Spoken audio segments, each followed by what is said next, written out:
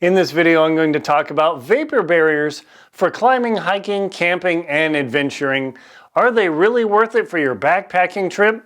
Viewer and hopefully subscriber Topi or Toppy, sorry if I'm mangling your name there, what do you think about vapor? Here's the question.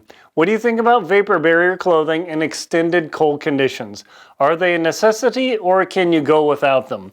There's this mysterious thing about vapor barriers and what the heck is it? So a vapor barrier is basically something that you put over an extremity, whether it's your feet or your hands, that completely seals your hand or your feet off from the outside environment.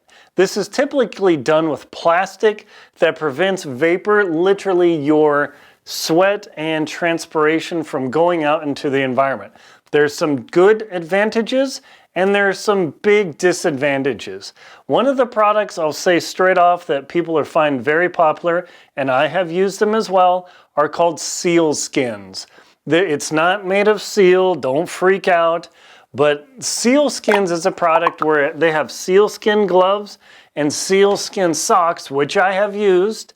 And they're not sponsors or anything like that. I've just used them on my own. And they're actually a vapor barrier liner product that is actually a sock or a glove that is waterproof. And not just waterproof, but unlike Gore-Tex and Event where transpiration can happen, they completely seal the environment off. So here are 5 factors that you have to consider when you're thinking about using vapor barriers. First, they provide great warmth. Vapor barriers are literally no more than a trash bag or a grocery sack, or the classic one is a bread bag.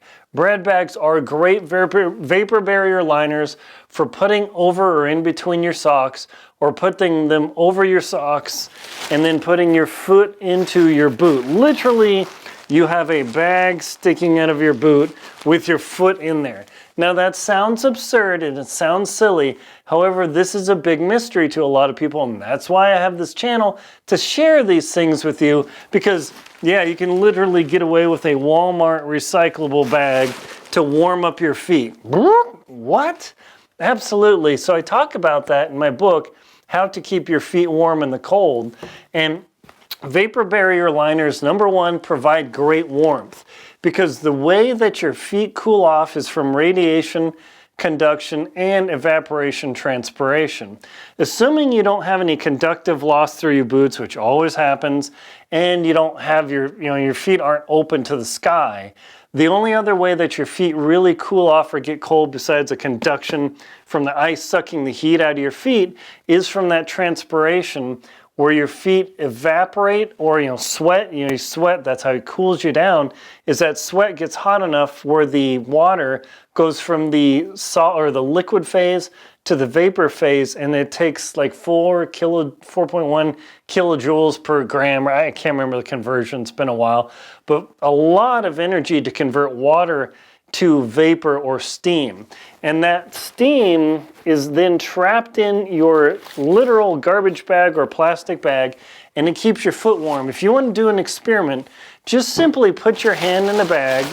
I know you have to do this, and wrap that bag up and then hold it there for a while. You'd be amazed how quickly your feet or your hands become crazy warm. It makes a big difference. The second factor that's very valuable about vapor liners is it keeps your feet completely dry from outside water coming in. Yes, there are waterproof boots. Yes, there are Gore-Tex boots. My Keens, they say they're waterproof, and they do a pretty good job. They're just about worn out. So I noticed a tiny bit of leak, but whew, man, my hand's already steamy. That's the big difference. But it keeps the water off your feet, which helps keep your feet warm. Now, are you going to put up with a garbage bag or a grocery bag around your hand? No, but your feet, when you literally put this bag over your foot, and let's see if I can do this without eating it. Dun, dun, dun, dun. You do that and you put your foot in the boot. In fact, I'll do this right now just to show you that it actually works. Yeah. Okay, there. I've now got a bag in my boot. Check it out. And there you go. That will actually warm me up quite a bit. Of course, I'm now standing kind of weird. So huge advantage. Keeps your feet warm and keeps the water from the outside world coming in. Factor number 3, big downsides, durability. Is this bag going to last, say, 10 days on an expedition or camping or backpacking trip or wherever? Maybe, maybe not. That's a tough call. The classic bread bag works quite well, but now hang on, number 5 is a kicker, so hang to the end of this video. I'm trying to get you to keep watching. You get that point, right? So number 3 is durability. Will this bag last long enough to work through your entire expedition? Big question. You need to test this at home before committing your entire system to a piece of plastic to go out. If you need something commercially designed, again, the seal skins are probably the best and potentially only product on the market that will do that. However, point number 4, your feet are protected from moisture from the outside, but this evaporation that your hands and skin constantly do, that's why you get dehydrated sitting around doing nothing and you're not sweating. You can still get dehydrated, is that evaporated steam, the water from your body, will collect in that bag, and then it actually begins causing your feet to get wet from their own moisture instead of being out and breathing.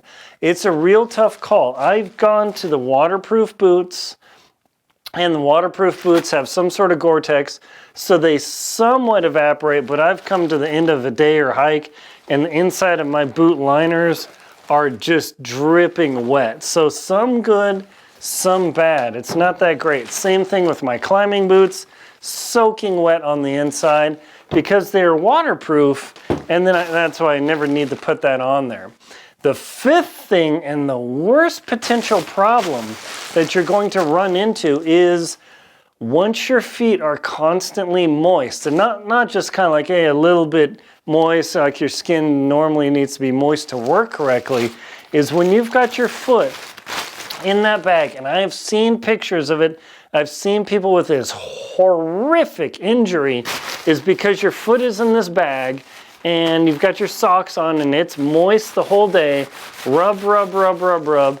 I've literally seen people where the skin on the bottom of their feet has completely sheared off and you have raw, unprotected subdermal, well, not subdermal, but there's epidural layer, but the layer below that where, like if you get a blister and you tear that blister off, that skin below there, which you can't walk on, you can't tolerate, is literally HELL. So yes, the vapor barrier liner does keep you warm and it has definite advantages, but making your feet steamy and clammy and wrinkly like you've been in the shower all day, and then in your climbing boots, rub, rub, rub, and that huge chunk of skin tears off, causing a crippling blister.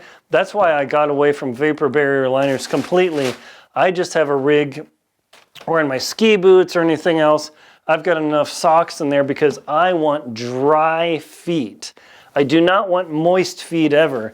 And so having moist feet in here is kind of annoying. That's why I use the Moab ventilators in the summer, deal with the dust that comes through. My Moab ventilators keep my feet much drier. So hopefully that answers your question of the challenge of vapor barrier liners. They keep you warm, but they keep you moist. My conclusion is I do not want wet feet because I don't want to get injured. My name is Linsdau. I'm a polar explorer and professional adventurer. Again, please check out comments in this book, How to Keep Your Feet Warm in the Cold, and my other book, the Adventure Expedition 1, that talk about these very issues to take care of.